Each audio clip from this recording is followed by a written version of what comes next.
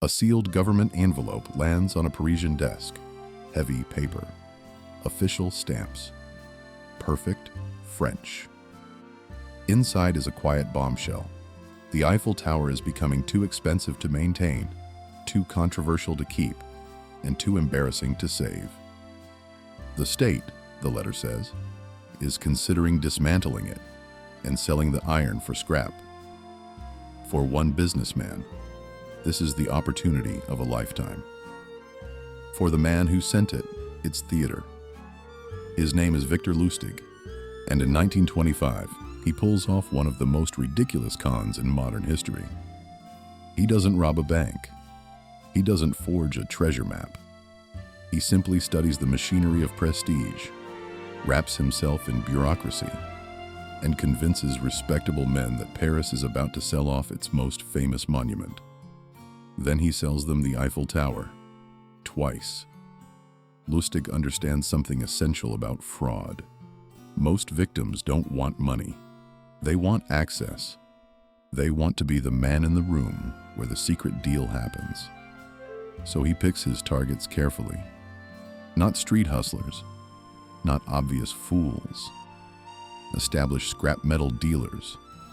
Men ambitious enough to dream big and insecure enough to believe they are finally being invited upward. He sends formal invitations on forged government stationery and summons them to a luxury hotel. The setting does half the work for him. Polished hallways, discreet staff, whispered urgency. Lustig poses as a senior official handling a sensitive matter for the French state. The Eiffel Tower, he explains, has become a maintenance nightmare. Publicly, it remains untouchable.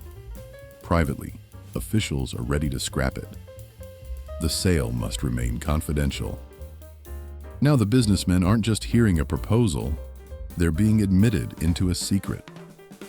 Lustig tours them around the tower, discussing tonnage, transport, and demolition like a man burdened by paperwork. He doesn't oversell. He lets the symbol do the work. One dealer stands out, André Poisson. He's wealthy, respectable, and desperate to prove he belongs among Paris's bigger players. Lustig senses it immediately. Then comes the final twist. In private, he hints that he is the sort of official who may need a personal incentive to move the contract along. It's brilliant. A bribe doesn't break the illusion of legitimacy. It strengthens it. Corruption makes the whole thing feel more real. Poisson pays for the scrap rights. He pays the bribe too, and only afterward realizes he has bought a national landmark from a man who works for nobody. Most con men would vanish and celebrate.